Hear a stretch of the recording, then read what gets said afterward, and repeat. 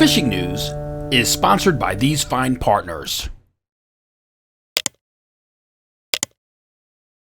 A rather iconic view in the world of travel destinations in terms of sport fishing. That is the dock leading out to Crocodile Bay, the Osa Peninsula, Puerto Jimenez in Costa Rica. This week, yes, I'm doing it again. It's June 23rd, 2022. I'm Jim Hutchinson, and that is not my beautiful house. This is not my beautiful desk. It is, however, the Osa Peninsula and a beautiful week away of doing a little bit of fishing. I'm here at Crocodile Bay Lodge in Puerto Jimenez on the Osa Peninsula, Pacific coast of Costa Rica. And I'm here with some friends from PENN Rods and Reels and also the folks from Finor Sunglasses checking out what's new for 2022. Reason being, we're at the time of year, it's summer. We just kicked off summer this week. And in a couple of weeks, Matt Broderick and I are going to be at ICAST in Orlando, Florida. And what happens at ICAST is all the major manufacturers that you love so much will release a lot of their new stuff that'll come out into fall and winter of 2022, and of course launching some of these items in 2023. But we had an opportunity this week, I did, to come down here to Costa Rica once again and give some of those new items a shot firsthand with the folks from PENN. And one of those that I just absolutely love, the brand new PENN Authority, a spinning reel from PENN that will be out this September. It's going to be available in 2,500 up to 10,500 sizes. That's a lot of ground to cover. But if you consider, I was calling this the slammer on steroids, but if you consider the slammer kind of there was the spin fisher on steroids, this has got to be the super steroids. IPX8 technology, which allows this thing to be sealed more. Everybody's looking for sealed reels. Well, this new PENN Authority is able to get 1 meter deep for 30 minutes. So it's long lasting, it's tough. No, it's not necessarily the Van Staal, which you want to fish underwater. You don't want to fish this one underwater, but this is a heavy duty stainless steel gear, 2,500 to 10,500. Like I said, there are 4 high speed reels mixed in as well. And I'm telling you, this is the greatest place to be able to try out new tackle. It is National Geographic here along the Pacific coast. Spinner dolphins showing the way to an absolutely epic yellowfin bite, both live bait and poppers. Also coming soon from PENN in September, the brand new Fathom 2. Kind of a narrow spool, but with a very quick retrieve. And actually the way the spool is designed, that kind of helps that. A lot of power, very comfortable to use, and a few other neat features for 2022. 6.1 to 1 in terms of retrieval rate. Really put the boots to some fish. Removable top plate, which a lot of folks are looking at. If you want it, you can do it yourself. And it's all available in silver, so it matches everything that you have on the boat right now. Exciting stuff from PENN. We're going to learn more about these products in just a couple of weeks and a couple of months, but you will find some more information. The bottom line is, yeah, I'm a little bit bloodied up. I got to ask Bill and Roxanne from Gray Fish Tag Research for some new shirts. The yellowfin did some damage. You should see the other guy though. He's all bloodied up too. Again, look for more on PENN and Finor. Great glasses and a lot of new product showcase stuff that we're going to find out in a couple of weeks in Orlando with Matt Broderick and I. Stay tuned for that. But back at home, my man E-Rock says exactly what I said last week. I said, everybody, I'm going to be gone for a week while the cat's away. The mice will play. That's what he found. So E-Rock, he got himself 3 for the dinner table, 3 cocktail blues. Yeah, a lot of bluefish blitzes. Cocktail blues, a few bigger bluefish in the mix. That's all along the Jersey Shore, but you can get your opportunity to score a few bluefish along the beaches if you want. And I hope to see maybe some of those head boats turning to the old school night bluefish trips. Of course, don't forget that for hire captains, we'll get that 5 bluefish bag limit. Some folks say, I don't want to catch a bluefish, but that was the bread and butter at the Jersey Shore for so many years. It'd be nice to see a couple of night bluefish trips happen again. And with those blues, of course, come the sharks. I heard from Captain John Cantello from Just Saying Sport Fishing last week. Just after I had done the video forecast, he goes, Jim, look at this one. 437-pound thresher for E.J. Davis and crew. They caught that big thresher just 6 miles out.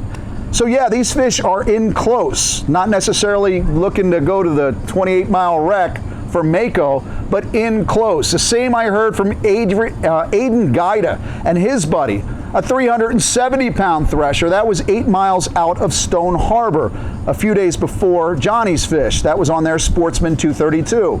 So again, something I referenced last week. Yes, you can, with those smaller boats, get into some big game. Whether it's the big eye bite or the big bluefin bite, should it materialize, but also those threshers are in rather close. Just a reminder, if you want to push out beyond the 3-mile line, actually, if you're fishing inshore too, thresher is a pelagic species. You need to get that HMS permit. So make sure you do it like those guys have done as well.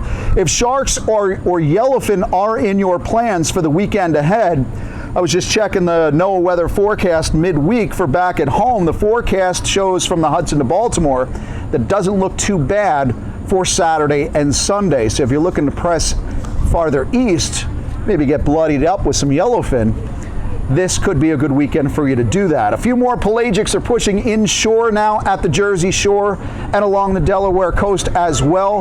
Sean Payton got this little albie on a Mac Daddy jig.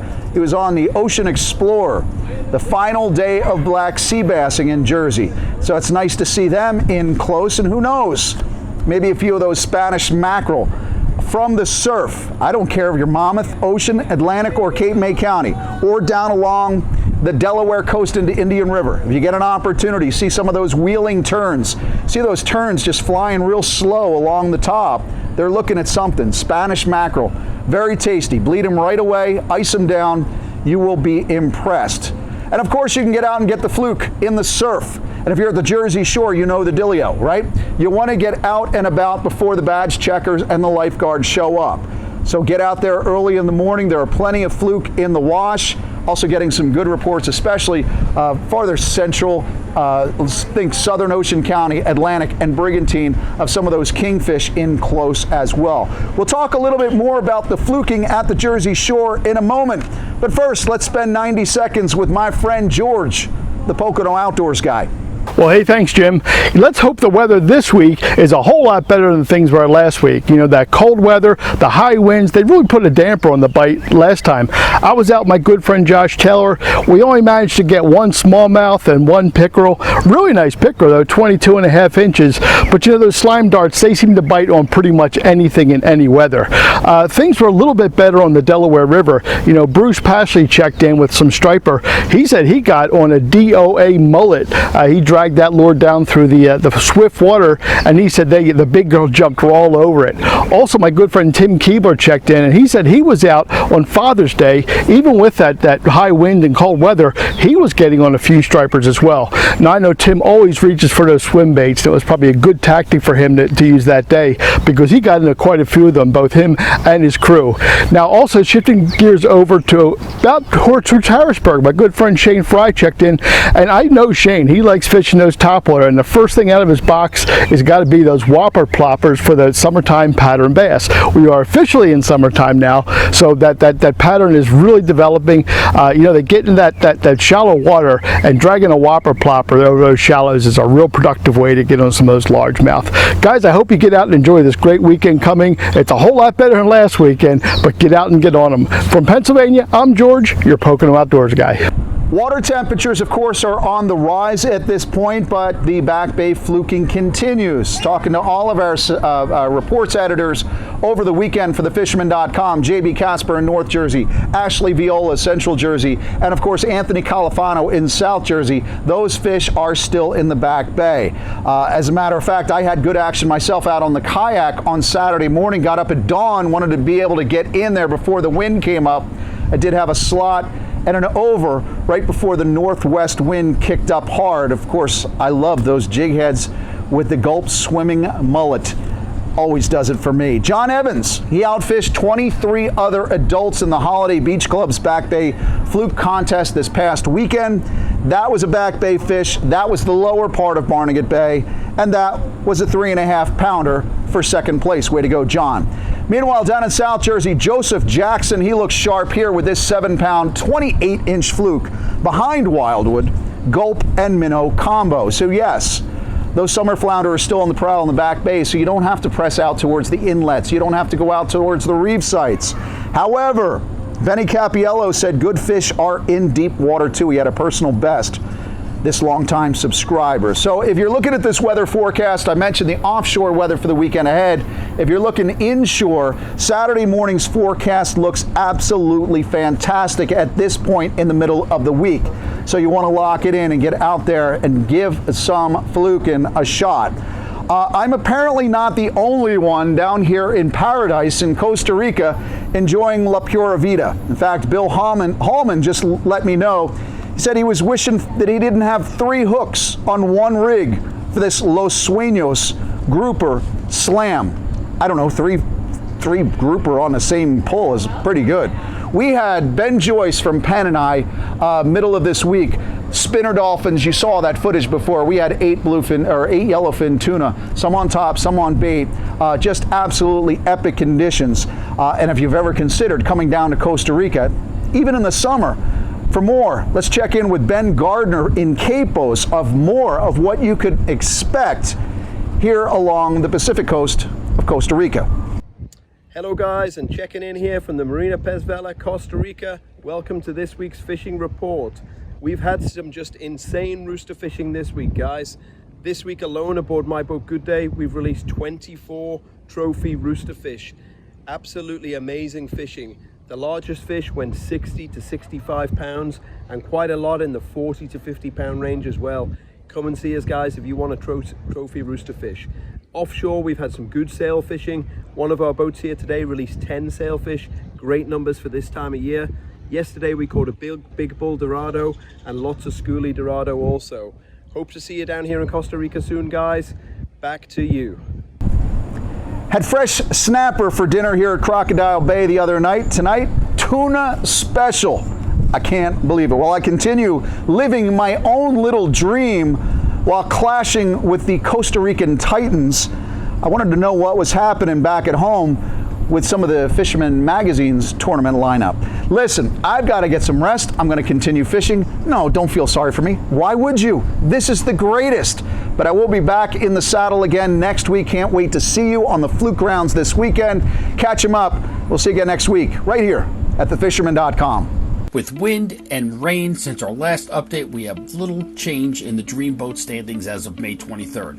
The top 4 total points remain the same, with Dean Payala from Springfield, New Jersey in first place with 22 points, Rob Carazano from East Haven, Connecticut in second place with 18 points, Garrett Weir from Valley Stream, New York in third place with 17 points, and Daniel Del Rosario from Central Islip, New York in fourth place with 10 points. One notable entry is from William Burke from Bridgewater, Massachusetts, with this 4-pound sea bass weighed in at Riverview Bait and Tackle. The Dream Boat Fishing Challenge is the Fisherman subscriber-only multi-species fishing competition with a chance to win a new Steigercraft 23 Miami powered by Yamaha, along with many other great prizes.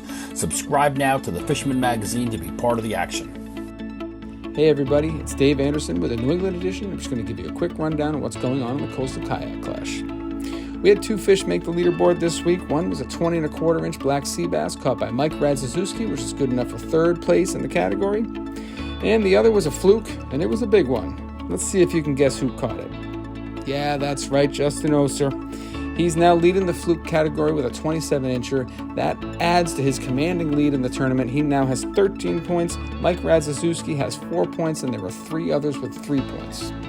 We still have months to go in this thing, so there's plenty of time to make this thing a ball game. Now we just got to see who's going to do it.